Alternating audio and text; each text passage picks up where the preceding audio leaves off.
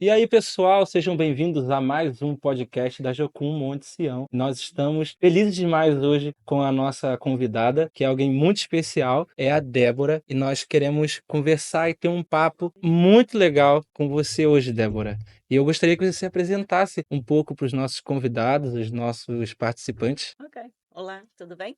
Um prazer estar aqui com vocês hoje. Meu nome é Débora, sou missionária já há 30 anos, 18 anos na África.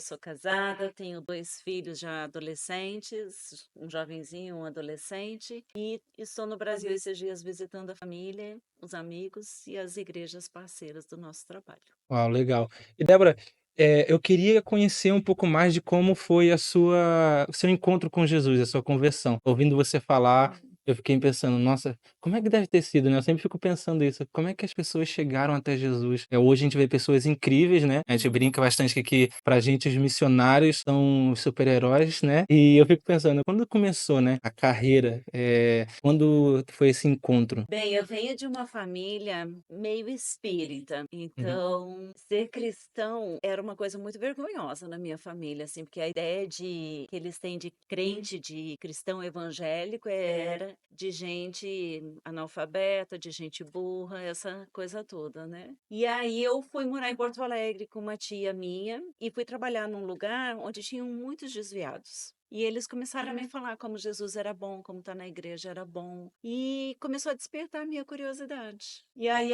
eu fui no culto, ouvi o pastor pregar sobre o amor de Deus e me tocou muito. Eu pensei, é isso que eu preciso para minha vida, eu quero esse amor que Jesus tem para me dar. E aí comecei minha caminhada com fé, com Deus mesmo. Foi muito bom. Na época, minha tia me pediu para sair da casa dela, porque foi uma vergonha muito grande para a família ter um convertido, né, em casa. Mas eu falei, ok. Aí fui morar sozinha, lembro que eu ganhava salário mínimo, ganhava pouco, então fui morar num cortiço, num quartinho. E como eu não tinha nada para fazer, não tinha família por perto, eu ia em todos os cultos da igreja. Então foi muito bom porque eu cresci rápido na fé, né? Foi um processo de conversão muito rápido, tive experiências muito boas. O que a minha tia fez de me pedir para sair da casa dela, na verdade, me empurrou mais para dentro da igreja ainda, porque foi onde eu encontrei apoio.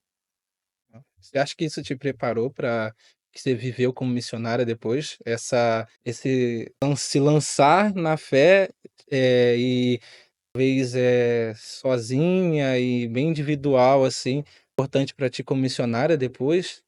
Nunca tinha pensado nisso dessa maneira, mas realmente, porque às vezes, bem, para ser missionário a gente precisa ter um tanto de coragem, né? Uhum. E eu acho que é um tanto também de perseverança ou teimosia. Não sei. Mas se eu não tivesse essa convicção de andar com Jesus, independente da pressão externa, com certeza não teria ido para o campo missionário. Então, esse compromisso com Jesus, desde o começo, de me ver pressionada se eu ia mesmo andar com ele ou não, foi muito bom, que me ajudou a tomar decisões de uma maneira mais fácil na frente. Ó, como foi seu encontro com a missão? Quando que você descobriu a missão, a Jocum? Eu estava frequentando a igreja já por 2 anos, mas eu sentia que faltava alguma coisa, sabe. Eu ia nos cultos, tinha minhas experiências com Deus, tal, era legal, mas faltava alguma coisa na minha vida. Veio uma equipe de ETED trabalhar com evangelismo na minha igreja nos finais de semana e eu comecei a sair para evangelizar com eles. E a maneira como eles se relacionavam com Deus, falavam com Deus, um Deus de perto, um Deus que tem uma cara de amigo, sabe? Um Deus próximo. Aquilo me cativou muito. Eu falei, ok, Deus, é isso aí que eu quero para minha vida. Eu quero te conhecer como eles te conhecem. Então, na verdade, eu não vim para a missão para ser missionário. Eu vim para a missão para conhecer Jesus. Foi meu foco Ó, primeiro, né? Aí, quando eu fiz a minha ETED, estava fazendo a ETED, o governo me chamou porque eu tinha passado num concurso público, me chamou para trabalhar. E eu fui orar, falar, e agora, Jesus? Era só ETED mesmo? Ou o senhor tem um plano de carreira para mim como missionária? E me veio um versículo no meu coração que eu nunca tinha lido na época, que está em Abacuque. E aí, quando eu abri a Bíblia, veio a referência, né, o texto. Quando eu abri a Bíblia, falava assim, ó, que o justo viverá pela sua fé. Então, para mim, pareceu meio lógico ter uma vida missionária, parecia que combinava, né? Mas eu falei, Deus, eu preciso que o Senhor confie em mim, porque é uma decisão muito grande na vida. Eu tinha estudado muito para aquele concurso. E me veio outra referência bíblica na minha cabeça, de Jeremias 1. E aí, quando eu fui ler o texto, lá fala que Deus tinha me escolhido desde o ventre da minha mãe para ser profeta às nações. Então, eu digo, ok. É isso aí.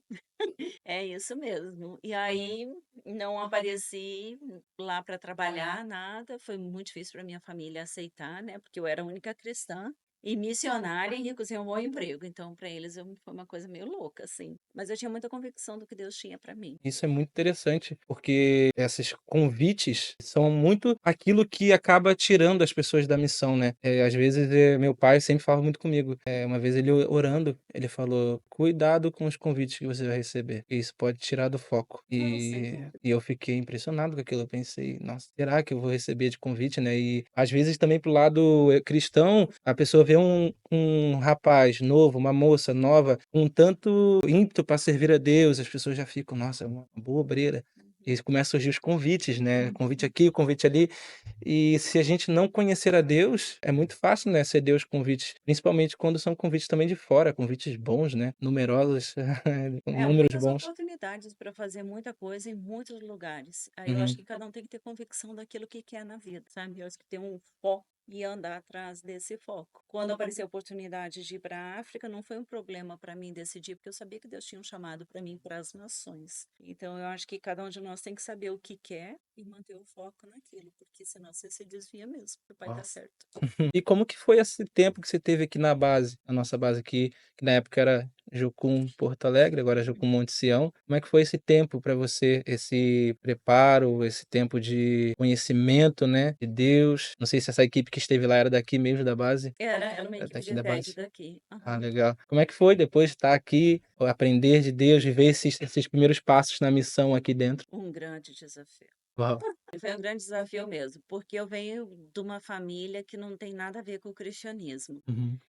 Fui educada para ser uma pessoa extremamente superficial e interesseira. Então, nunca fui educada para trabalhar, para pegar pesado mesmo na vida, né? Então, quando eu cheguei aqui, fiz a ideia de cair na manutenção, limpar o chão, essa coisa toda, foi um trabalhar de Deus em todas as áreas da minha vida. Durante a ITED foi muito bom, Deus mexeu em muitas coisas na minha vida. Eu lembro que teve uma aula, que eu não lembro da aula, eu não lembro do professor, mas eu estava entediada da aula e eu fiquei sentada assim, ó, na aula, olhando para a parede.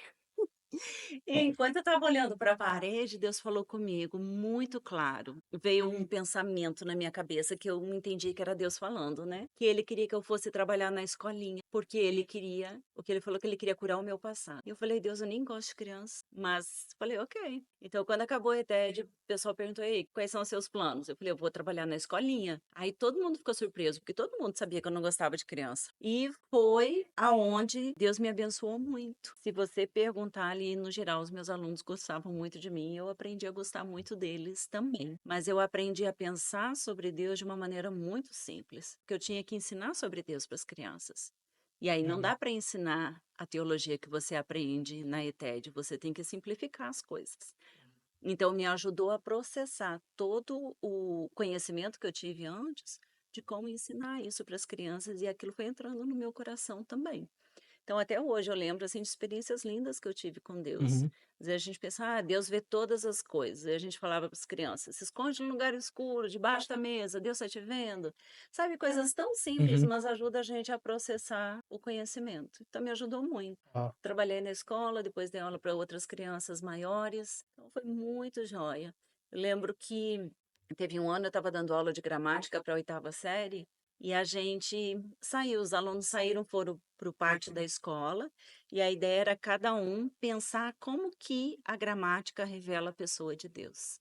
Quando os alunos voltaram e compartilharam, eu lembro que a gente teve uma lista inteira com mais de 18 pontos de como que a gente podia ver Deus através da gramática. Então, assim, é muito mais só do que dar aula, estudar, se relacionar com as crianças, com os adolescentes. Para mim foi muito bom. Foi um tempo de cura mesmo na minha alma, de ver a paternidade de Deus cuidando das crianças, o amor de Deus, e de ver as crianças como pessoas importantes, que também ouvem Deus falar com eles, que também têm um chamado, que também são chamadas para um relacionamento. Respondi a tua pergunta?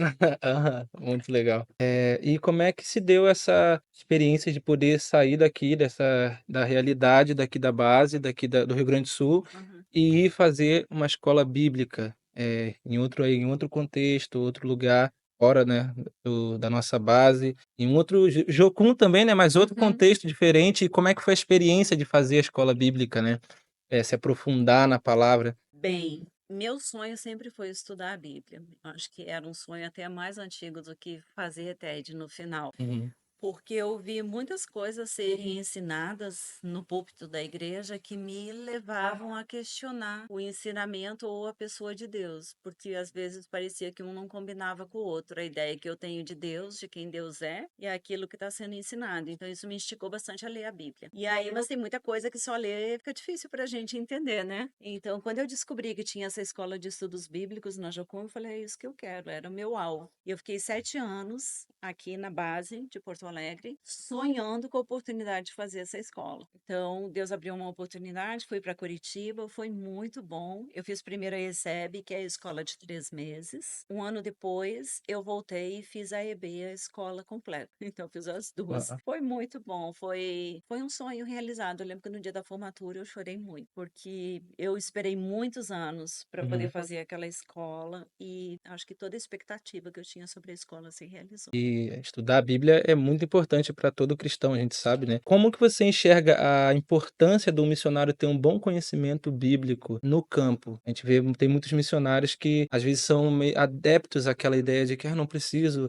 fazer um estudo bíblico, não preciso ter um bom conhecimento teológico", e às vezes a gente vê isso dentro da igreja, a gente vê isso missionários falando, mas qual é a importância para ti de um missionário, conhecer a palavra? Quando a gente sai do nosso território, da nossa zona de conforto, a gente começa a perceber um pouco melhor a nossa cultura. Então, tanto pode ser às vezes dentro do próprio país. Se a gente sai do sul e vai para o Nordeste, é uma outra cultura, apesar de ser o mesmo país e a mesma língua. A gente consegue se ver melhor quando a gente sai, né? Então, para mim, quando eu cheguei na África, me ajudou a perceber o que eu cria, quem eu era, por que que eu cria aquilo. Então, muita coisa que a gente crê por influência do ambiente onde a gente está. E eu não sou chamada para ir para um outro povo falar de Jesus e ensinar sobre Jesus baseado na minha cultura. Coisa boa na minha cultura, mas não é necessariamente uma verdade absoluta. Então, estudar a Bíblia, eu acho, te liberta de vários equívocos culturais. Então, a gente consegue, por exemplo, chegar lá numa tribo e ver a própria cultura do lugar e perceber o que está certo, o que está errado, mas de acordo com os padrões bíblicos, não de acordo com o meu entendimento da Ó. cultura, do que a minha cultura diz que é certo e errado. Então, eu acho que é uma necessidade básica. Eu acho que um missionário não pode sair sem conhecer da Bíblia. Ó. Porque não tem como ficar no campo, porque você vai acabar ensinando aquilo que você acredita. Tudo bem, talvez o que eu acredito serve muito bem para o lugar onde eu estou, mas talvez não sirva tão bem para outro lugar. A gente precisa ter essa abertura também para receber, ouvir uma outra cultura e analisar. "Ó, isso só é diferente do que eu creio ou isso é antibíblico?" E aí, se você não conhece a Bíblia ou não tem um conhecimento básico bíblico, né, fica difícil de ter esse discernimento, esse ponto crítico. Então você faz a escola bíblica e a experiência de ir para a África é logo em seguida? Ou como é que aconteceu todo esse ouvir de Deus, esse entendimento: "Eu tenho que ir para a África, minha missão é a África", como é que aconteceu isso? Não foi bem assim. Eu fiz primeiro a escola bíblica de 3 meses Aham. e tinha um professor que era bem interessante lá na escola. E eu comecei a orar e ele me ligou um tempo depois e perguntou se eu não queria casar com ele. Aí ele falou: "Olha, mas eu tô indo para a África. Se você não quer ir para a África, melhor falar logo, que daí a gente já não anda com a conversa." Falei: "Não, beleza. Eu caso com você e a gente vai para a África", porque eu sabia que Deus tinha chamado missionário para minha vida. Então, eu acho que esse é um equívoco que algumas pessoas também cometem com relação a casamento, porque pensa num casamento muito romântico. É romântico, mas eu acho que tem que ser racional também. Então, eu coloquei na minha cabeça que eu precisava casar com alguém que tivesse convicção do chamado missionário a longo prazo, porque era o que eu tinha. E eu também queria casar com um cara que fosse honesto e trabalhador. Para mim era importante. E aí a gente casou. Depois que eu fiz a EB, então, na verdade, ir para a África meio que entrou nesse contrato pré-nupcial. Claro que eu gostei do Kleber, ele gostou de mim, teve esse lado romântico também do relacionamento, né? Mas para a gente, os primeiros passos foi uma coisa bem racional. E a gente, assim, se encaixa bem nesse sentido, sabe, de que os 2 têm um chamado missionário de longo prazo, a gente tem certeza que está fazendo o que Deus quer, no lugar que Deus quer. Então, com relação ao ministério, a gente não tem atrito nenhum. Como que foi descobrir esse Da chamado África, né. para a África? Olha, eu estou na África, eu gosto muito de estar lá, eu gosto do que eu faço, eu gosto da simplicidade da vida na África. Eu gosto muito do que eu faço, eu Legal. gosto de estar lá. E eu também estou aberta. Se um dia Deus me chamar para ir para outro lugar, eu também estou pronta.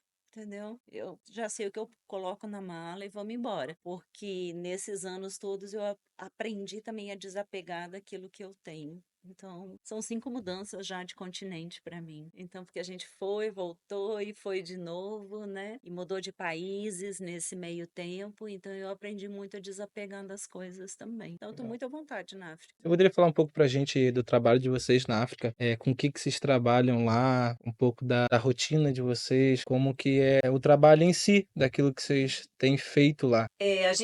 Nosso foco principal é trabalhar com estudo bíblico com os pastores locais. Por quê? O cara foi chamado para ser pastor, ele ouviu a voz de Deus, ele se dispôs a ir, ele começou uma igreja, ele evangeliza, ele tem discípulos, mas ele não teve a oportunidade de ir para o seminário, ele não teve a oportunidade de estudar. Então, nós gostamos de trabalhar com esses, né?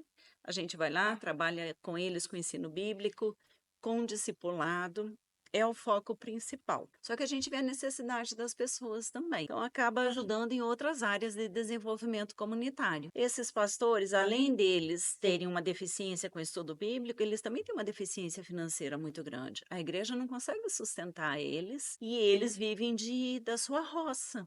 Uma roça pequena, uma agricultura familiar, que é o básico do básico para comer. Então, a gente tem tentado eles a desenvolver outras culturas dentro do seu próprio terreno, plantar mais frutas, fazer uma agricultura orgânica para ter uma terra mais fértil. A gente viu na comunidade que não tem escola. Então, a gente também começou a construção de uma escola lá. Estamos construindo aos poucos. A gente tem até a terceira série agora, porque nós temos só 4 salas. Então, pré-escolar, primeiro, segundo, terceiro ano, né? E estamos construindo a próxima sala. Então, a ideia é desenvolver a comunidade como um todo. Então, no dia a dia, depende muito. A gente não tem uma rotina fixa. Uma vez por mês a gente visita alguns idosos do bairro, distribui cesta básica, fere pressão deles, ora com eles. É bastante intenso de atividade, mas não necessariamente rotineiro de todo dia faz a mesma Uhum. coisa. E como é que hoje os voluntários, missionários podem fazer para poder servir juntamente com vocês na África? Tem algum processo seletivo? A gente, como Jocum, com base, a gente sabe, a gente entende, né, o que se tem que fazer, mas às vezes as pessoas de casa não sabem muito bem como é que eu posso ser um voluntário, um missionário da Jocum, como é que eu faço para me envolver nessa missão? Então, pensando em obreiros que vêm para trabalhar junto, depende do tempo que a pessoa quer vir. Por Uhum. exemplo, se você quer vir por 2 semanas, como a gente costuma receber muitas equipes que vêm principalmente das igrejas, vêm por 2 semanas para trabalhar. Tranquilo, liga, conversa, a gente organiza, vê o tipo de trabalho que a pessoa pode desenvolver, fica hospedado na minha casa, sabe? Se vem para ficar mais tempo, aí quanto tempo? Vai ficar 1 ano? Vai ficar 2 anos? Então, se vai ficar um tempo maior, aí o básico seria fazer ETED primeiro e depois vir trabalhar com a gente. Se consegue fazer escola de estudos bíblicos, beleza, melhor ainda. Mas se a pessoa, por exemplo, já tem uma profissão, alguém que trabalha na área de agricultura, que é o nosso forte, né? Ou trabalha na área de educação, que é outro programa intenso que a gente tem lá, muito bem-vindo também. Então, tanto faz, se a pessoa vem a curto prazo, médio ou longo prazo, depende da decisão dela e como a gente vai pedir que as coisas andem. Mas nós recebemos muitos missionários de curto prazo, Ó. pessoas que trabalham no Brasil normal, tiram um mês de férias e às vezes dá 2 semanas para missões durante o ano, né? Então, tem ajudado muito também. A gente tem conversado muito, nos últimos tempos, na Jocum, fora da Jocum, sobre a preparação de missionário, sobre fazer, uma faculdade antes, não fazer uma faculdade antes, e se eu vou fazer uma faculdade, qual faculdade eu preciso fazer, e para atender esses locais, esses lugares mais distantes, às vezes mais necessitados, e para alguém que vive esse contexto, né. Como você enxerga isso? É importante, é legal, ir já com alguma bagagem, uma profissão, e qual é a necessidade que se tem num local como esse? Sabemos que são muitas, mas Uhum. o que que eu preciso se eu quero fazer uma faculdade, quero me preparar, o que que eu preciso ter que eu vou ser mais efetivo no campo? Bem, essa pergunta é difícil de responder, porque depende de muitas coisas, né? Nós temos um amigo que ele é missionário já há muitos anos e ele é engenheiro, não usa nada da faculdade no campo Uhum. missionário, porque ele trabalha mais com o ensino, acabou trabalhando mais com o ensino. Mas, por exemplo, uma faculdade de engenharia seria maravilhosa para gente, engenharia elétrica, engenharia mecânica, o pessoal poderia ajudar no desenvolvimento da comunidade, Uau. entende? Um engenheiro civil também seria maravilhoso, um agrônomo ou um pedagogo. Seria maravilhoso. Enfermeiro, Uau. dentista. Dentista até que mais quebra galho, assim. Mas enfermeiro seria ótimo de vir, de morar lá na vila, um médico. Então existem muitas possibilidades, né? Fisioterapeuta. Tem muita possibilidade. Agora depende para onde que a pessoa vai e o que que ela quer fazer no lugar. Então tem muito campo para fazer muita coisa. E não precisa ser uma faculdade necessariamente, né? Porque tem muitos cursos técnicos, curso profissionalizante que ajuda. Agora, o pessoal que gosta, por exemplo, de mais dessa área de tecnologia, para nós já não ajuda muito, porque a gente mora na roça, num lugar que não tem energia elétrica, não tem água encanada. Então, são necessidades bem básicas que nós temos, que aí o pessoal, por exemplo, que trabalha na área de computação, essas coisas aí já não tem muita utilidade. Legal. É até interessante a gente saber disso, porque, querendo ou não, hoje um dos maiores desejos que tem para os missionários é vou para África, eu vou para África, eu vou para África, né? E às vezes não sabe muito bem como se preparar, né? E a gente também conversa muito a respeito do discipulado, né? A gente sabe o quanto de missionários já foi enviado para a África nos últimos anos. Sabemos que sempre tem a necessidade de mais. O Senhor Jesus Cristo sempre nos ensina a orar e buscar e orar por mais trabalhadores, né? Mas existe mesmo essa necessidade de um discipulado, de um acompanhamento, de discipulado da nação, das pessoas, num país onde já recebeu tanto envio de missionários. Como é que é a realidade da igreja hoje? Você falou um pouco sobre o estudo bíblico para pastores, mas como que é, em geral, o cristão africano? No geral, tem uma fé bem rasa e de pouca confiança em Deus. Então,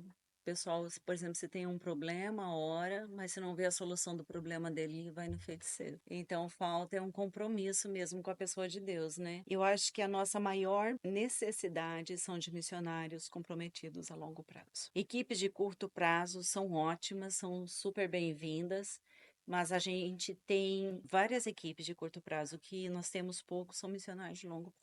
E esses é aqueles que dão continuidade ao trabalho, porque discipulado é uma coisa que leva tempo. E no Malawi as pessoas são bem fechadas. São super hospitaleiras, super amigáveis, abertas, mas não no que refere a tocar na vida pessoal. Então, leva muito tempo para você conquistar uma pessoa e conseguir discipular ela. Então, essa é uma necessidade muito grande que nós temos de pessoas que vão comprometidas a ficar bastante tempo lá no lugar. E tem gente que vai, mas acaba ficando desanimado, porque trabalha, trabalha, investe, investe na vida de pessoas e às vezes não vê o resultado que espera, né? Então, a gente precisa de gente aí corajosa mesmo, determinada para ir e ficar no lugar. E qual é o seu conselho, na sua experiência, de como, mesmo diante de tanta coisa, manter o foco, o ânimo, manter essa expectativa daquilo que Deus vai fazer, daquilo que Deus está fazendo? É muito fácil, como você falou, e a senhora falou, chegar, ver as coisas não acontecendo, não dando certo e eu acho que não é isso, eu acho que eu vou embora, eu acho que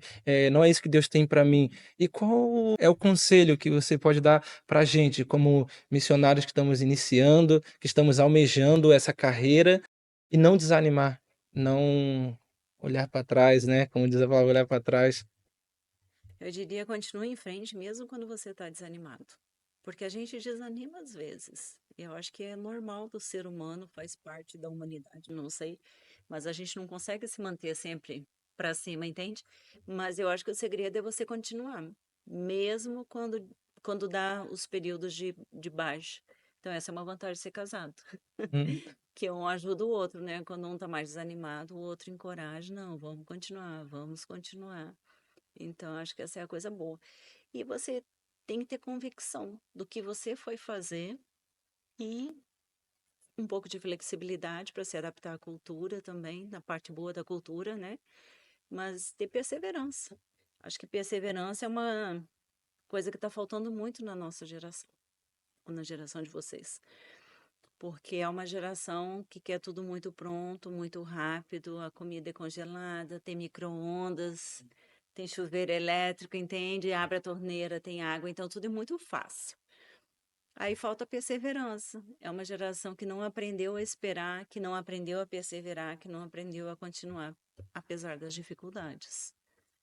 Então, é um contexto de vida, eu acho. É um contexto de vida. É saber quem me chamou, por que me chamou, e eu não vou arredar o pé enquanto não me mandar sair. Então, a Tá? gente precisa um pouco de perseverança aí.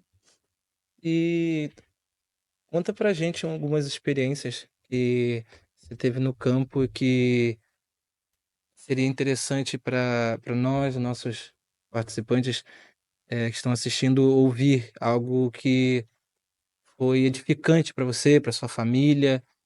Hoje não, foi quarta, né? Você contou Uhum. algumas experiências pra gente, algumas coisas que você ouviu e que quando eu ouvi eu fiquei, nossa, eu quero de alguma forma viver isso, eu quero isso para mim também. Você teria alguma coisa para nos contar? É uma coisa assim, pra gente como família, foi muito forte. Eu estava grávida de 5 meses e nós compramos os cachorros mais caros da nossa vida. Foi R$ 1 cada cachorro. Mas eles foram muito caros, eles nos custaram US$ 2.000 no final. Oh, Porque os cachorros estavam doentes com raiva e a gente não sabia. E eles morderam meu marido, eu grávida, meu filho que tinha nascido, e uma senhora que estava lá em casa, e mais um menino do vizinho também estava brincando com a gente.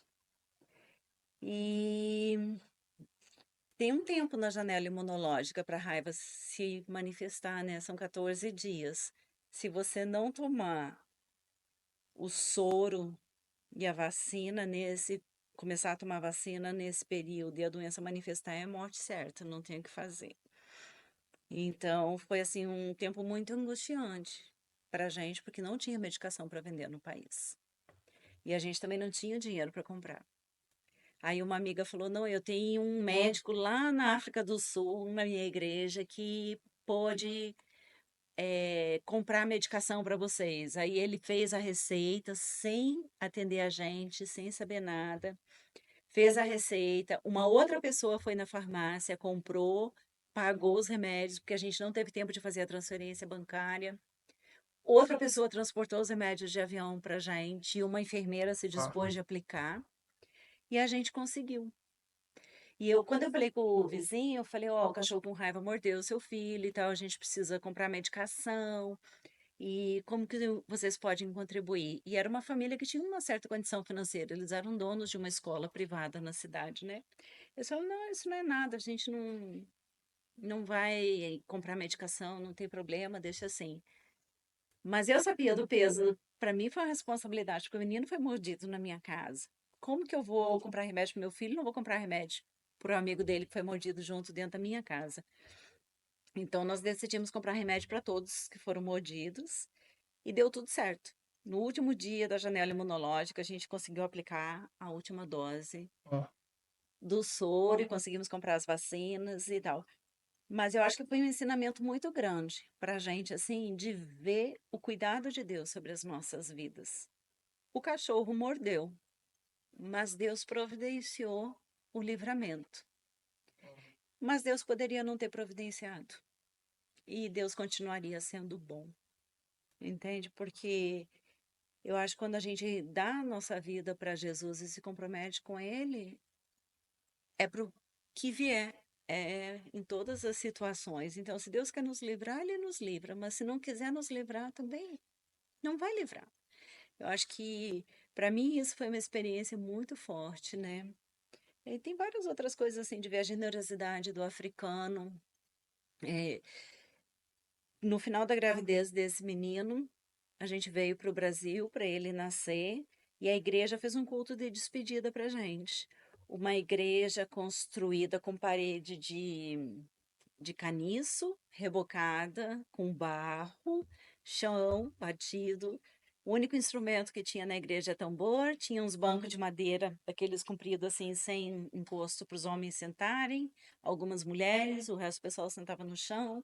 Uma igreja extremamente pobre, o banheiro era só um banheirinho daqueles de buraco. E eles, no culto de despedida, compraram um carrinho de bebê e nos deram de presente, compraram roupa, compraram fralda, compraram muita Ó, coisa para o enxoval. E eu lembro que eu comecei a chorar, chorei muito, porque aquilo me tocou, sabe? Eu falei, Deus, eu não posso aceitar o presente deles. Eles estão me dando o que eles não têm. E realmente, ninguém na igreja nunca teve um carrinho de bebê. Ninguém na igreja tinha o que eles tinham comprado para me dar. Mas aí Jesus falou assim comigo: você não pode roubar deles a oportunidade de serem abençoados, porque mais bem-aventurado é dar que receber. Então, a generosidade do africano é uma coisa que sempre me tocou muito. Eu acho que é um povo muito trabalhador pelas condições. Assim, tem africanos que são ricos, mas a gente trabalha com os pobres, né? Então, pelas condições de vida que eles têm, eles trabalham muito. Eles são generosos. Eu acho que isso é uma coisa que me toca muito. Para a gente, como família, nos ensina muito, muito mesmo. legal. Tem outras histórias de outras bondades deles, mas é muito bom. Ó, que legal. Não, vocês trabalham com costura também lá Aham, na África, né? Você mais algumas esposas de pastores, né? E diversas outras filhos, pessoas. Como é que é essa experiência de ensinar a costura e ter pessoas te ajudando a costurar? Olha, é interessante porque quem costura, na verdade, são os homens. Ah, é? Aham. Uau! Eles têm a máquina de costura deles na rua, no centro da cidade. Eles guardam a máquina à noite dentro de alguma loja, de manhã eles puxam a máquina para a calçada e costura na rua. Então Uhum. é bem interessante.